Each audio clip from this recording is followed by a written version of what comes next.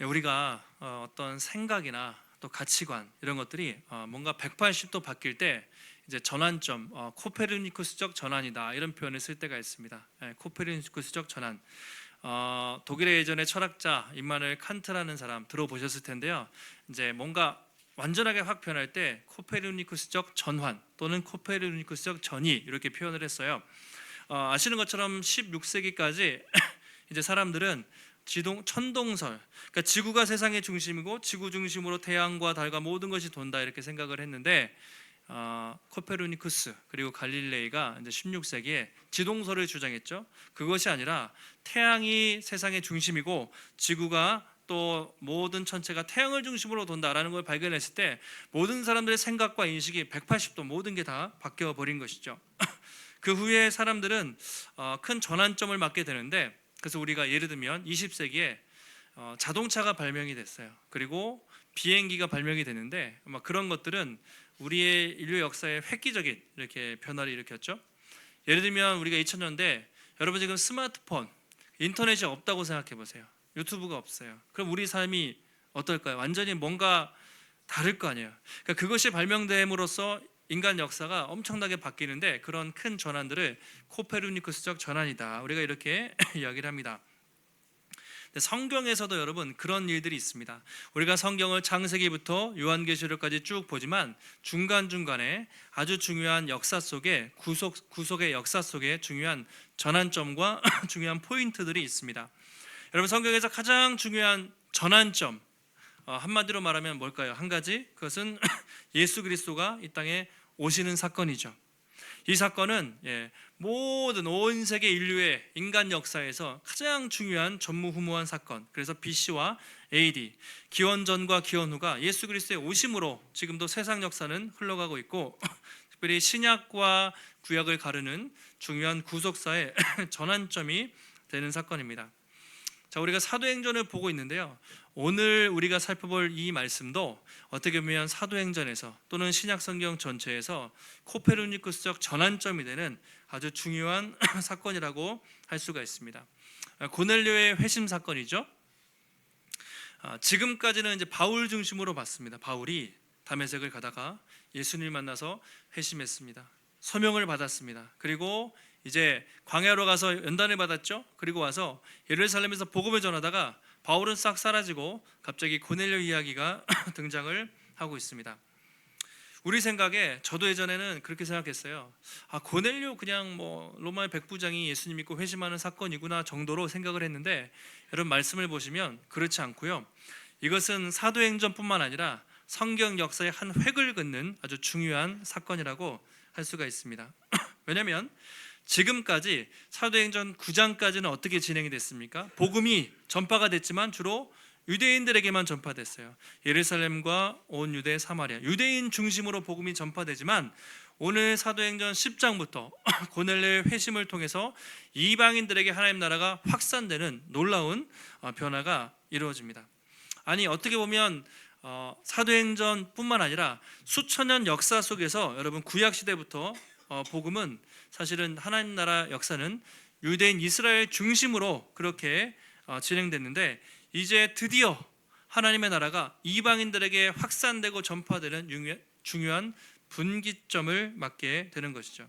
그래서 사람들은 이 고넬료의 회심 사건을 교회사, 구속사의 획을 긋는 큰 전환점이다 이렇게 보고 있습니다. 상당히 중요한 사건이죠. 오늘 고넬료 이 사건을 통해서 하나님께서 온 세계 열방에 복음을 증거하기 위해서 하나님이 얼마나 열심히, 하나님이 얼마나 놀랍게 일하고 계신지 하나님의 열심과 하나님의 놀라운 구원의 계획을 볼 수 있어요. 그리고 그 말씀을 우리의 삶에 어떻게 적용할 것인가 함께 좀 살펴보도록 하겠습니다. 처음에 고넬료라는 사람이 등장해요. 오늘 주인공이 두 사람인데 고넬료와 베드로인데 고넬료가 등장합니다. 자, 1절 보시면 고넬료를 이렇게 소개하고 있습니다. 가이사랴에 고넬료라 하는 사람이 있으니 이달리아 부대라 하는 군대의 백부장이라. 자, 지리적 배경이 나오죠. 가이사랴는 이제 우리가 그냥 여러분 예루살렘 있잖아요. 그러면 이렇게 동쪽으로 가면 요단강이 있고 광야가 나오고 서쪽으로 가면 이제 지중해 대충은 기억하시 지중해가 나오는데 그 해안가에 있는 도시거든요. 근데 이게 왜 가이사라는 이름이 붙었냐면 당시 헤롯 대왕이 로마 황제 가이사 아구스토를 기념해서 만든 거예요. 그러니까 로마 황제를 기념하기 위해서 가이사랴라는 도시를 만들고 엄청나게 아름다운 건축물과 또 그것들을 그곳에 만들었습니다. 근데 가이사랴가 왜 중요하냐면 로마의 총독이 그곳에 주둔하고 있었어요. 행정상의 요지였어요. 그러니까 종교적으로는 예루살렘의 중심이죠. 근데 로마의 행정구역의 중심은 가이사랴였습니다. 그러니까 당연히 로마 총독도 있고, 총독이 있으면 로마의 군인들이 많이 주둔하고 있었겠죠. 특별히 오늘 고넬료를 소개하는데 이달리아 부대의 백부장, 지금 이탈리아 로마의 백부장으로 고넬료를 소개하고 있습니다. 왜 이달리아라고 말했냐면 이것은 용병이나 식민지에서 차출한 병력들이 아니라 로마 본토에서 온 정예군이라는 의미가 있어요. 그러니까 백부장하면 100명 정도 이렇게 끄는 사람이거든요. 지금으로 말하면 보통 한 대위 정도의 계급, 중대장 정도의 역할을 하는 이제 계급을 가진 사람이라고 볼 수 있는데요. 뭐 계급이 아주 높은 것은 아니지만 자기들 항상 본토 출신의 엘리트 군인이라는 자부심이 있었기 때문에 항상 긍지와 자부심을 갖고 이제 있었습니다. 근데 그 사람을 이렇게 소개하고 있어요. 2절에 보시면 고넬료를 이렇게 소개합니다. 같이 한번 2절 말씀 읽겠습니다. 그가 경건하여 온 지방과 더불어 하나님을 경외하며 백성을 많이 구제하고 하나님께 항상 기도하더니 자, 고넬료 하면 일단 로마 사람이잖아요. 이방인이에요. 근데 특이하게 경건하다. 그는 경건했다. 그러면서 어떻게 경건했는지 세 가지로 설명하고 있습니다. 첫 번째, 온 지방과 더불어 하나님을 경외했다. 자, 이것도 좀 특이하죠. 이방인인데 그는 하나님을 경외하는 사람이었어요. 하나님을 경외하다는 것이 특별한 의미가 있습니다. 이방인이지만 유대인의 회당에 가서 예배드리는 그런 신실한 사람이라는 의미를 가지고 있어요.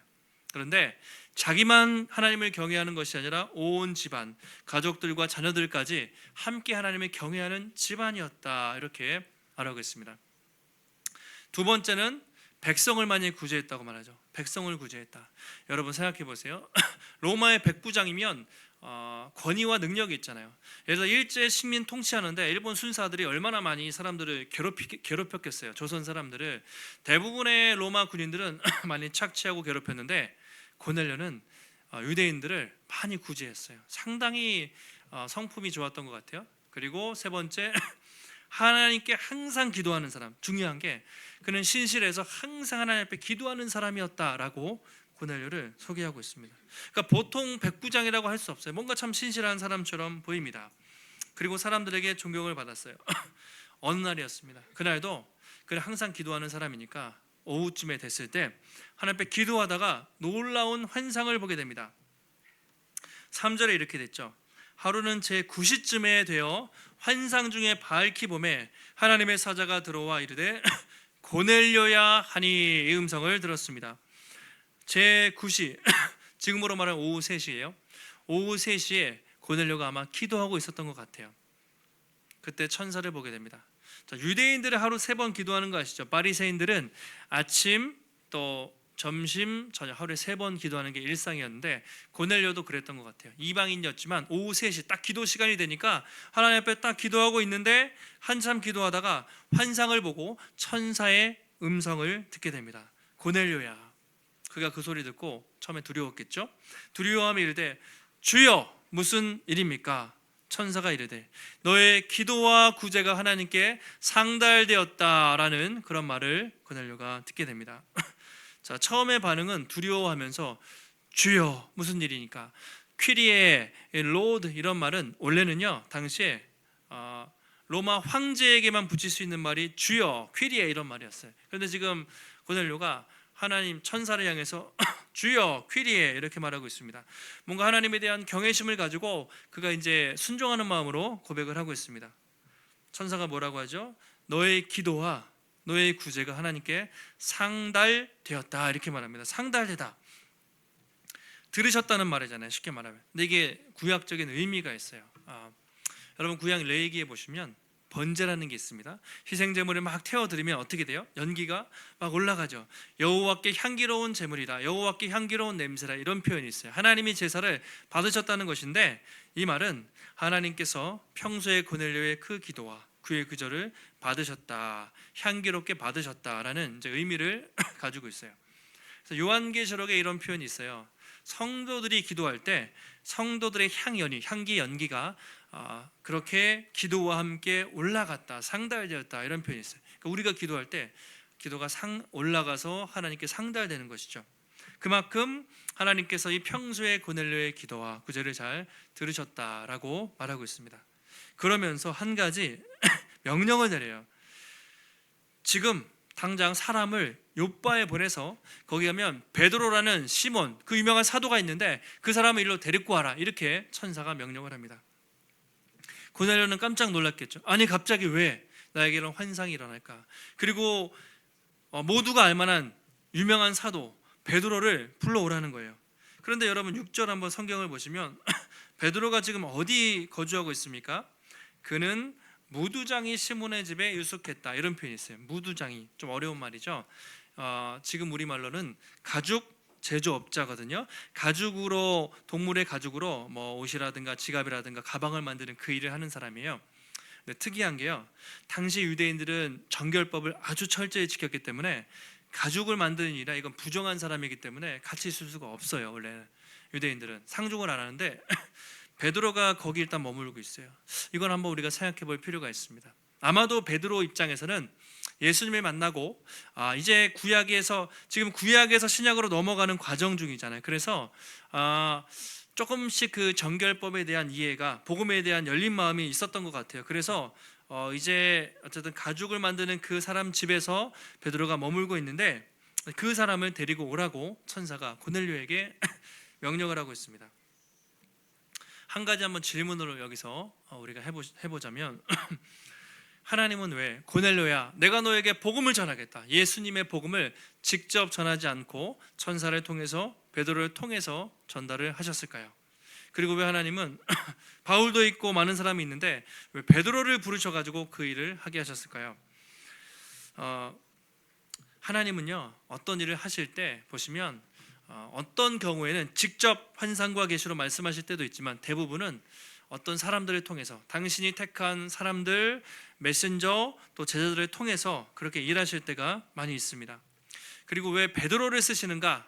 예수님이요, 베드로에게 하신 약속이 있어요. 예전에 가이사랴 빌립보라는, 가이사랴는 여기 해안가고요, 가이사랴 빌립보는 갈릴리 위에 있는 다른 동네인데, 길을 가시다가 물어보신 적이 있습니다. 얘들아, 너희가 나를 누구라 하느냐? 사람들이 나를 누구라 하느냐? 선지자라고 말합니다. 그러면 너희는 나를 누구라 하느냐? 그렇게 물어보시죠. 그때 베드로가 뭐라고 합니까? 주는 뭐라고 하죠? 그리스도시요 살아계신 하나님의 아들이십니다. 유명한 고백을 해요. 예수님이 너무나 기뻐서 그래, 이 반석 위에 교회를 세우리니 음부의 권세가 이기지 못하리라. 그래서 이제 베드로의 신앙 고백 위에 교회를 세운다는 것이죠. 그 다음에 뭐라고 말씀하시냐면요, 내가 천국 열쇠를 너에게 주노니 네가 땅에서 무엇이든지 매면 하늘에서도 매이고 땅에서 풀면 하늘에서도 풀리리라, 이런 말씀을 하세요. 천주교에서는 이것을 베드로가 교황으로 세웠다, 베드로를 일대 교황으로 해서 이제 교황 제도가 나타나지만 우린 그렇게 해석하지 않죠. 그것은 하나님이 베드로에게 복음을 전할 수 있는 그런 사도로서의 권한을 주셨다고 우리가 볼 수 있는데요. 하나님이 이방인들에게 최초로 복음을 전하는 그런 권한을 이제 베드로에게 주셨다는 거예요. 천국의 열쇠를 맡겼다는 거죠. 최초로 복음을 전할 수 있는 기회로, 키맨으로 삼으셨다. 오순절에 성령 임했을 때 그때 누가 설교를 했습니까? 베드로였습니다. 베드로가 그 말씀을 받아서 많은 사람들에게 복음을 전했고요. 사마리아에 복음 전했을 때도 어떻게 됐습니까? 전 빌립이 같지만 베드로와 요한이 가서 기도했을 때 성령이 임했어요. 오늘도 마찬가지로 이방인들에게 최초로 복음을 전하는데 하나님이 베드로를 사용을 하십니다. 그래서 하나님의 약속이었어요. 그래서 베드로가 또 그 선택을 이제 받게 되고 이제 천사가 떠납니다. 고넬료가 그 이야기를 듣자마자 사람을 3명 뽑아요. 경건한 사람과 2 하인을 불러서 빨리 베드로한테 가서 사람을 일로 데리러 오라고 그렇게 명령을 하게 됩니다. 자, 여기까지 보면 우리가 좀 고넬료를 통해서 우리가 좀 살펴볼 것 한 가지 적용점을 한번 생각해 보시면 좋겠습니다. 왜 고넬료를 택하셨을까? 고넬료는 참 처음으로 이방인으로서 공식적으로 회심하는 그런 특권을 누린 사람이에요. 그런데 아까 우리가 자칫하면 고넬료가 참 착한 사람이고 기도도 많이 하고 구제도 많이 하는 사람이었습니다. 그런데 과연 그가 착하고 또 기도 많이 하고 그가 신실했기 때문에 하나님이 택하셨는가?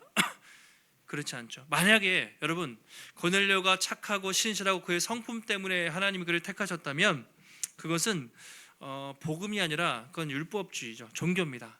만약에 정말 누구든지 내가 열심히 해가지고 그 열심으로 구원받는다면 그것은 기독교 복음이 아니죠. 그것은 종교입니다. 율법입니다. 뒤에 보시면 알겠지만 고넬료도 하나님의 은혜 없이는 구원받을 수 없는, 예수 그리스도가 아니고서는 구원받을 수 없는 연약한 죄인이었어요. 그래서 우리가 늘 기억해야 될 것은 우리가 구원받은 것, 우리가 예수를 믿는 것, 그것은 절대적으로 나의 공로나 나의 행위나 우리가 그 어떤 구원받을 만한 자격이 있기 때문이 아니라 철저히 하나님의 은혜로 된 것이다 라는 그 생각이 항상 있어야 돼요. 근데 계속 믿다 보면 내가 저 안 믿는 사람보다는 내가 조금 더 착하니까 뭔가 좋은 것이 있기 때문에 나를 구원할 것이 아닌가라는 착각이 들 때가 종종 있어요. 저도. 그런데 절대로 그렇지 않다. 지금 믿지 않는 사람들을 우리가 전도를 해야 되는데 가끔은 우리가 판단하고 우리가 뭔가 나은 사람이기 때문에 그런 생각할 때가 있지만 전혀 그렇지 않고 철저하게 하나님의 은혜로 우리를 먼저 택하여 주신 것이다 라고 우리가 생각을 할 수가 있습니다. 그리고 쭉 이야기를 보시면 고넬료 이야기가 10장까지 되게 길게 나오거든요. 그만큼 중요하기 때문인데 이 사건이요, 베드로나 고넬료가 주도한 게 아니에요. 고넬료가 뭐 베드로 만나고 싶어서 만난 것도 아니고, 베드로는 뒤에도 보겠지만 이방인들에게 복음 전하라고 하는데 끝까지 저 못해요 막 거부한단 말이에요. 근데 하나님이 주도해서 이 일들을 이루어 가시는 거죠. 영화로 한번 우리가 만든다면 하나님이 각색하라고 각본을 짜고 고넬료, 베드로 다 사람을 뽑으시고 무대 뒤에서 다 하나님이 감독하시고 주도하시고 계획해서 이 일들이 일어난다는 것을 알 수가 있습니다. 요즘에 영화 여러분 날씨 추운데 봄, 서울의 봄, 그 1000만 넘을 것 같은데요. 보니까 1000만 가까이 됐으니까 이 중에 보신 분들도 계실 텐데 감독이요 전두광 뭐 실명을 써도 되는데 전두광으로 나오고 한편에 그 다음에 이태신 수도경비사령부 반대 장군이잖아요. 둘이 싸우면서 그 일들을 그렇게 만드는데 근데 전두광이 연기를 너무 잘해서 사람들이 열받으면서 막 이렇게 봐요. 막 답답하죠. 그 내용을 보면 답답하지만 감독이 사실은 사람들을 뽑아서 감독이 원하는 대로 그 영화가 진행이 되거든요. 마찬가지로 이 사건은 베드로가 열심을 내고 뭐 고넬료가 열심히 한 게 아니라 하나님이 그들을 찾아가셔서 그들을 만나시고 모든 것을 계획하시고 이끌어 가신다라는 것을 우리가 기억을 해야 합니다. 다음에 이제 시선이 누가의 시선이 이제 베드로로 쫙 이렇게 넘겨가요. 카메라가 쫙 이제 고넬료에서 베드로로 쫙 넘어가면서 우리가 읽지 않았지만 9절 이하의 말씀을 좀 보시면 좋겠어요. 이튿날 그들이 길을 가다가 그 성에 가까이 갔을 때 베드로가 기도하려고 지붕에 올라가니 그 시간은 제6시더라 이렇게 되어 있습니다. 자, 고넬료가 이제 보냈잖아요. 가이사랴에서 베드로가 있는 요빠까지 50km 정도 되는데 하루 꼬박 걸렸습니다. 열심히 가면 하루 정도 걸려요. 그들이 거의 이제 도착했을 때 베드로가 딱 환상을 또 본 거예요. 근데 기도하려고 지붕에 올라갔어요. 자, 시간이 몇 시입니까? 제6시 정오입니다. 12시예요. 12시. 그 당시에 팔레스타인의 가옥의 구조는 지붕이 평평했다고 합니다. 그러니까 벽을 타고 이렇게 계단으로 올라가서 평평한 지붕에서 뭐 이렇게 일을 하거나 그랬는데 베드로가 아마 좀 기도를 하려고 올라갔던 것 같아요. 밑에가 시끌시끌하니까 이렇게 지붕에 올라가서 조용히 묵상하고 있는데 12시쯤 됐습니다. 지금 제가 12시쯤 됐는데 여러분 배고프시죠? 점심때 베드로도 이제 배고파가지고 아마 하인들에게 먹을 거 준비하려고 해놓고 이제 기도하고 있었어요. 그런데 갑자기 베드로도 환상을 보게 됐습니다. 갑자기 하늘이 쫙 열리면서 하늘에서 큰 그릇이 내려오는데 보니까 보자기가 있어요. 뇌 모퉁이가 묶여서 땅에 쭉 내려왔습니다. 여기서 황홀경이라고 되어 있어요. 황홀경. 엑스타시스라고 되어 있는데 환상이라는 뜻인데요. 예전 성경에는 이제 비몽사몽이라고 되어 있는데 그런 건 아니고 명확하게 기도하다가 하나님의 계시가 딱 임했습니다. 그래서 그가 명확하게 봤어요. 그 그릇에 어떤 보자기가 내려오는데 그 안에 보니까 이상한 짐승들이 있습니다. 12절 이렇게 되어 있죠. 그 안에는 땅에 있는 각종 네 발 가진 짐승과 기는 것과 공중에 나는 것들이 있더라. 땅 위에 있는 네 발 가진 짐승, 기는 것, 나는 것. 딱 봤을 때 베드로가 직감했어요. 이거 레위기 율법에서 아주 부정한 짐승들이었던 거예요. 이거 부정한 짐승들이 왜 여기 나타나지? 라고 딱 직감을 했습니다.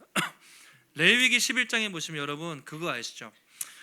정결한 음식, 먹어도 되는 거, 안 되는 거, 뭐 네 발 달린 거, 그다음에 비늘이 있는 거 없는 거, 정결법. 대표적으로 해서 돼지고기 같은 거. 유대인들이 돼지고기는 지금도 안 먹잖아요. 아주 학을 띠는데 부정한 음식이었어요. 레위기 법칙상. 그래서 그런 것들이 그렇게 내려오는 거예요. 이스라엘 백성들은 수천 년 동안 그 정결법을 지켰어요.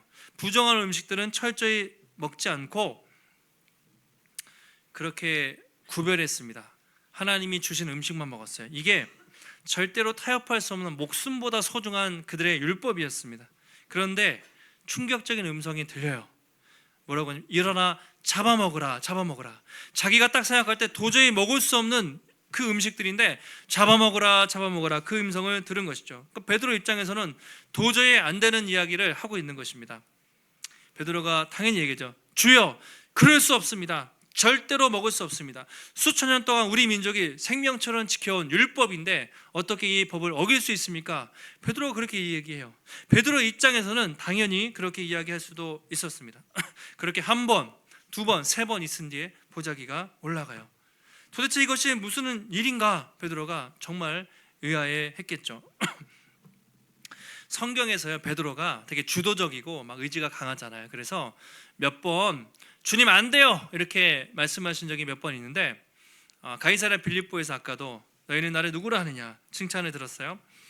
베드로가 한껏 칭찬을 듣고 예수님이 내가 이제 곧 사람들에게 붙잡혀 가서 죽임을 당하고 3일 만에 부활할 것이야 그렇게 말씀하셨을 때 베드로가 어떻게 하죠? 항변하여 이르되, 성경에 항변이라는 말은 멱살 잡는 수준이에요. 예수님의 거의 멱살을 잡이하면서 뭐라고, 주여 결코 죽으시면 안 됩니다 그렇게 했던 적이 있죠. 기억하시죠? 예수님이 사탄아 물러가라 이렇게 얘기하세요. 그만큼 주님 절대로 죽으시면 안 됩니다. 자기 생각으로는 어떻게 주님이 죽으십니까? 이제 그렇게 주님께 한번 대든 적이 있어요. 또 한번 발을 씻기는데 한 명 한 명 이제 세족식을 하려고 예수님이 하시는데 주님 절대로 제 발을 씻길 수 없습니다. 어떻게 주님이 제 발을 씻기십니까? 그렇게 하자 예수님이 내가 너 발을 씻겨주지 않으면 나와 아무 상관이 없어. 그러니까 주님 내 발뿐만 아니라 손과 머리도 씻겨주세요. 요한복음에 그런 말이 나와요. 그러니까 베드로가 되게 주도적이고 자기 생각과 기준이 강했던 것 같아요. 막 직설적으로 그렇게 하는 사람이잖아요. 오늘도 하나님이 딱 보여주신 환상 앞에서 주님 이것은 제 기준과 생각과 그동안의 경험과 상식으로 절대로 안 되는 일입니다 그렇게 말하고 있습니다. 근데 이건 베드로만 그런 게 아니라 모든 유대인들이 그렇게 생각했어요. 지금 우리 생각으로는 아니 그까짓 음식 뭐 먹고 마는 게 무슨 의미가 있는가 그렇게 생각할 수가 있지만 그 당시에 그들이 할례 받는 것하고요 율법을 정결법을 지키는 것하고 안식일 준수하는 것 이런 건요 목숨처럼 소중히 여겼어요. 예수님이 그것을 약간 어겼다기보다는 예수님이 그거를 이제 뒤집어 엎으셨잖아요. 그러니까 예수님 죽이려고 달려든 거예요. 자기들의 율법을 건드렸기 때문에. 그러니까 절대로 건들 수 없는 금기 사항인데 그걸 먹으라고 그렇게 하고 있습니다. 그렇게 거부했을 때 하늘에서 음성이 들려요. 15절에 두 번째 음성이죠. 이렇게 말하고 있습니다. 같이 한번 우리 15절 읽겠습니다. 또 두 번째 소리가 있으되 하나님께서 깨끗하게 하신 것을 내가 속되다 하지 말라 하더라. 아멘. 자, 이게 제일 중요한 말씀이야. 하나님께서 깨끗하게 하신 것을 네가 속되다 하지 말라. 아니 지금까지 율법으로 하나님의 성경으로는 부정한 음식이고 먹어서는 안 되는 거였어요. 그래서 지켜왔는데 이제 갑자기 깨끗하다 하셨대요. 뭐가 바뀐 거예요 지금. 그동안에는 안 됐는데 뭐가 바뀐 거예요. 도대체 그러면 뭐가 바뀐 건가? 이렇게 우리가 생각할 수가 있습니다. 그동안 베드로는 베드로를 비롯한 유대인들은 구약 시대부터 이걸 너무나 생명처럼 지켜왔기 때문에 정말 건들 수 없는 것이었어요. 근데 그들이 왜 그렇게 생각했냐면 하나님이 우리 민족을 택하실 때 우리가 특별히 뭔가 잘났고 우리가 특별히 뭔가 구원받을 만한 자격이 있다고 생각하기 때문에 그들은 자부심이 있었어요. 그리고 이방인들은 절대로 구원받지 못한다는 지옥의 땔감이라고 생각을 했어요. 그래서 자기 민족만 우월하고 자기 민족만 선택받았다는 그 교만과 편견이 유대인들에게 아주 강력하게 있었습니다. 그런데 여러분, 성경을 보시면 하나님이 수많은 민족들 중에서 왜 이스라엘 백성들을 택하셨는가? 주님 이렇게 말씀하시죠. 너희들이, 모세를 통해서 말씀하시죠. 내가 이스라엘 너희들을 택한 것은 너희들이 주변 나라보다 더 잘나고 착하고 뭔가 구원받을 만한 자격이 있어서가 아니라 오히려 그들보다 더 못나고 볼품이 없고 약하기 때문에 너를 택했다고 그렇게 말씀을 하시죠. 그리고 그 은혜를 너희 혼자 독점하는 것이 아니라 너희를 통해서 세계 열방이 복을 받을 수 있도록 제사장 나라가 되라. 그것이 하나님이 이스라엘을 택하신 이유였습니다. 그러니까 너무나 못나고 너무나 부족하기 때문에 택하신 거였어요. 근데 이스라엘 백성들은 수천 년 동안 우리가 잘났어, 우리가 뭔가 율법을 지키고 우리가 대단하기 때문에 택했다고 착각을 했습니다. 그러면서 이방인들에게 복음을 전하지 않고 그들을 차별하면서 그렇게 대해 왔던 것이죠. 하나님의 은혜를 잘못된 선민의식으로 포장을 해서 수천 년 동안 다른 민족들을 차별하면서 그렇게 정죄하면서 살아왔던 것이죠. 그러니까 유대인 입장에서는 그걸 깰 수가 없어요. 예수님도 그거 깨려다가 십자가에 죽여버린 거예요. 깨지지가 않는 겁니다. 그런데 드디어 이제 오늘 베드로를 통해서 그 편견이 깨져요. 그 편견이 깨집니다. 하나님께서 깨끗하다 하신 것을 네가 속되다 할 수 없다. 이 말씀이 너무나 중요한 말씀입니다. 그러면 지금까지 있었던 율법은 도대체 어떤 의미가 있는가, 이런 생각을 할 수가 있잖아요. 그러면 갑자기 그걸 먹으라고? 그럼 뭐가 바뀐 것이지? 라고 베드로가 생각을 했겠죠. 그것은 이런 의미가 있습니다. 하나님께서 지금까지 지켜왔던 구약시대의 율법을 이제 폐하시고 예수 그리스도를 통해서 새로운 시대를 여셨다는 거예요. 지금까지 여러분 구약시대는 어땠냐면 율법을 지켜야 됐어요. 제사를 지내야 됐습니다. 그리고 매일매일 죄를 지을 때마다, 그리고 제사장도 죄인이기 때문에 날마다 제사를 지내야 됐어요. 그런데 예수님이 오셔서 하신 일이 무엇입니까? 그분이 친히 십자가에 달리셔서 친히 제물이 되셨어요. 근데 그 제물이 완전한 제물이었습니다. 완전한 희생 제사를 지내셨기 때문에 더 이상 제사를 지낼 필요가 없고 더 이상 형식적인 율법을 지킬 필요가 없게 됐다는 것이죠. 구약 시대는요, 여러분 성소가 있는데, 자, 처음에 이방인이 이방인의 뜰까지 들어갑니다. 여인의 뜰은 여인까지 들어가요. 더 가면 죽어요. 그리고 유대인 남자가 그 다음까지 들어갈 수 있고, 성소에는 제사장만 들어가고 지성소에는 대제사장이 1년에 한 번, 그걸 침범하면 죽었어요. 그만큼 구약 시대는 철저하게 그걸 거룩의 차등성이라고 말하는데 차별이 있었어요. 하나님의 계획상 차별이 있었단 말이죠. 그런데 예수님이 십자가에 죽으실 때 어떤 일이 일어났습니까? 휘장이 찢어졌죠. 그것은 성소와 지성소를 가르는 모든 휘장이 찢어져서 이제는 누구든지 지성소에 들어가는 거예요. 이제는 예수 그리스도가 제사장이 되시기 때문에 누구든지 예수 이름으로 하나님 앞에 나아가서 그분의 의로 말미암아, 우리 행위가 아니라 예수 그리스도의 의로 말미암아 유대인이든 이방인이든 누구든지 그를 믿으면 구원받는 새로운 시대가 열렸다. 그러니까 하나님이 깨끗하고 하셨기 때문에 이제는 그 음식을 먹어라.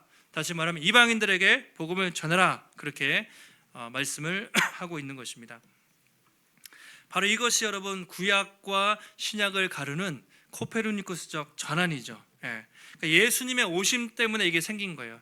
예수님이 십자가에 달리셨기 때문에, 그의 십자가의 죽음 때문에 모든 것들이 깨지고 이제 누구든지 차별 없이 그리스도를 믿기만 하면 구원받는 새로운 시대가 열리게 된 것이죠.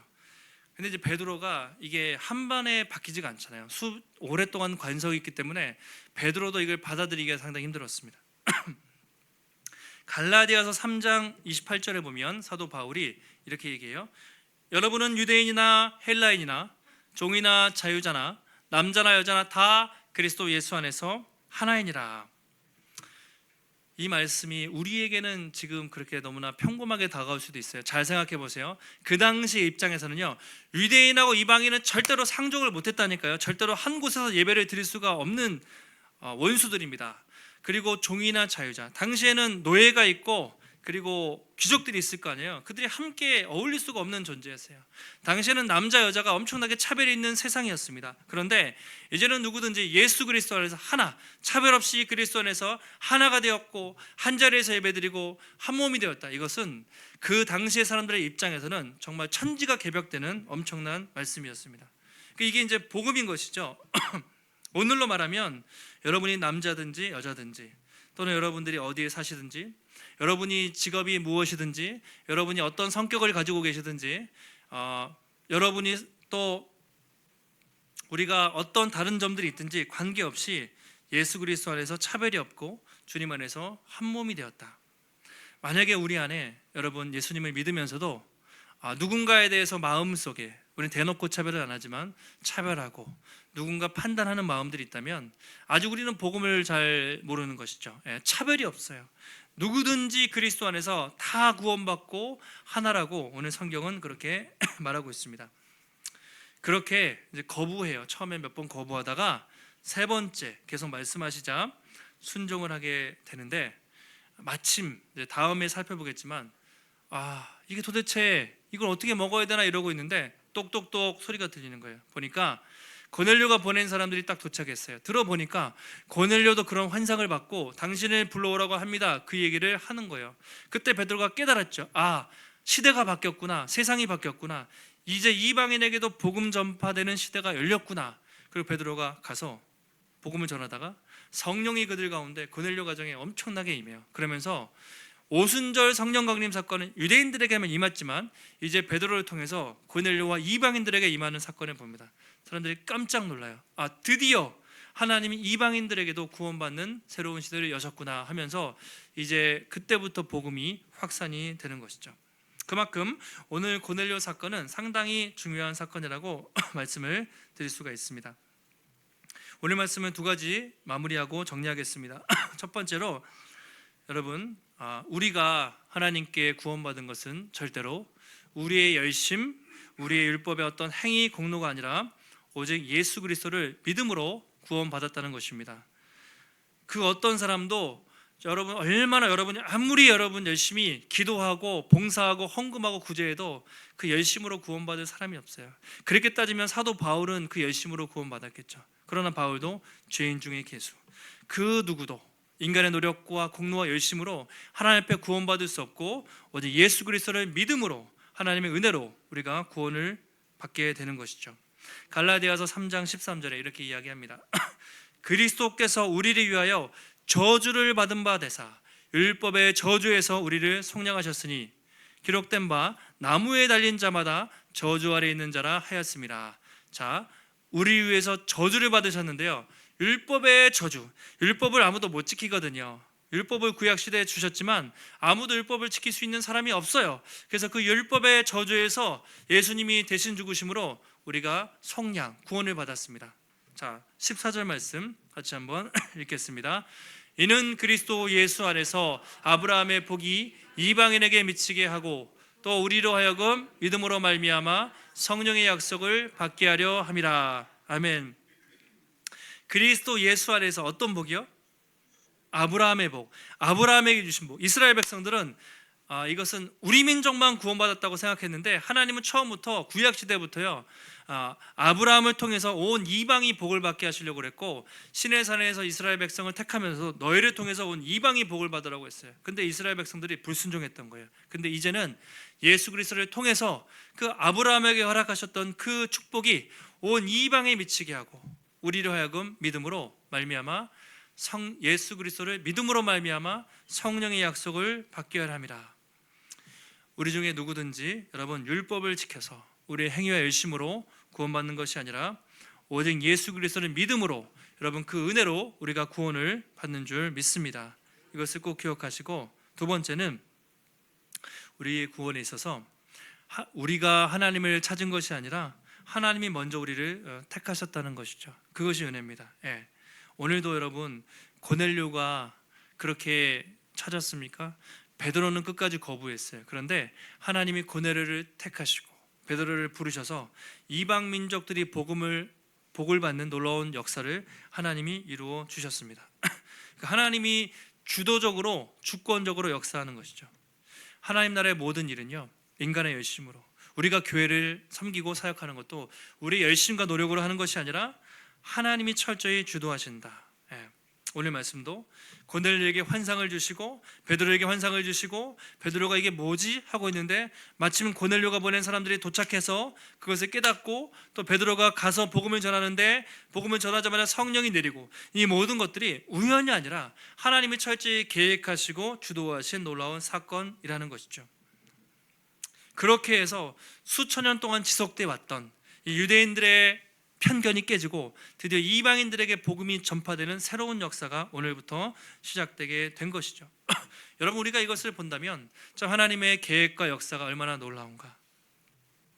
여러분, 하나님은 오늘도 고넬료와 베드로를 통해서 일하신 그 하나님은 지금도 쉬지 않고 당신의 백성들을 구원하기 위해서 쉬지 않고 일하시는 하나님의 열심으로 일하시는 하나님이신 줄 믿습니다.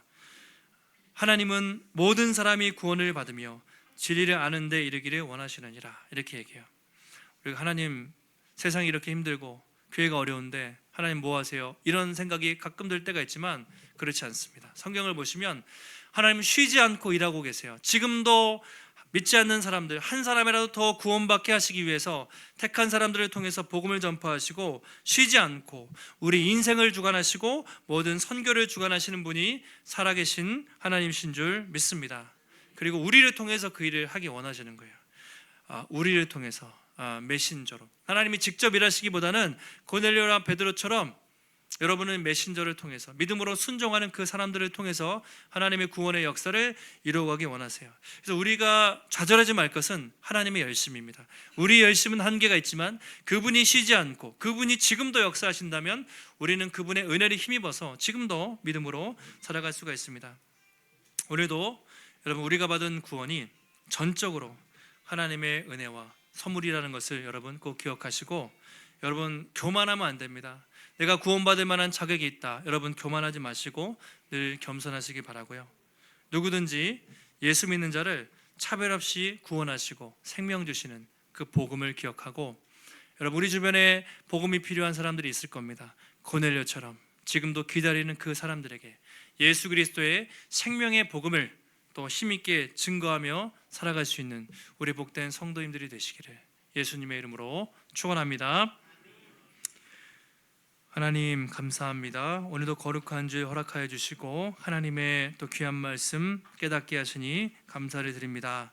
고넬료와 베드로가 아무 준비도 되어 있지 않을 때 그에게 찾아가셔서 환상 가운데 나타나시고 많은 편견을 깨시고 이제는 예수 그리스도를 믿음으로 모두가 구원받는 새로운 시대가 열렸다는 것을 보여주시고 그들을 통해서 놀라운 구원의 역사를 이루는 것들을 우리가 보게 됩니다. 하나님, 그 하나님은 수천 년 역사 속에서 하나님 당신의 큰 구원 계획 속에서 지금도 세상을 이끌어 가시고 지금도 한 사람이라도 더 구원받기 위해서 쉬지 않고 열심으로 일하시는 하나님이신 줄 믿습니다. 만군의 여호와의 열심히 이루실 것이다. 지금도 하나님 쉬지 않고 일하시는 줄 믿사오니 날마다 우리가 그 하나님을 의지하며 날마다 그 예수 그리스도의 복음을 붙잡고 하나님 복음에 감사하며 또 우리 주변에 고넬료처럼 그 복음이 필요한 자들에게 생명의 복음을 증거할 수 있는 귀한 예수의 처자들이 될 수 있도록 복음의 증인들이 될 수 있도록 하나님 붙잡아 주시옵소서. 오늘도 주님 앞에 나올 때 우리의 마음과 정성을 다해 주님 귀한 예물 드립니다. 하나님, 드린 예물마다 귀하게 받으시되 날마다 우리의 삶 속에 하나님 우리 인생의 모든 인생의 주인이시고 주님을 위해서 먼저 그의 나라와 의를 위해서 기쁨으로 헌신하며 드릴 때 우리 인생 가운데 부족함 없이 채우시고 놀랍게 공급해 주시는 하나님의 선한 손길을 날마다 채우심을 경험할 수 있도록 주님 붙잡아 주시옵소서. 한 주간도 믿음으로 승리케 하시기를 간구하오며 존귀하신 예수님의 이름으로 기도하옵나이다. 아멘.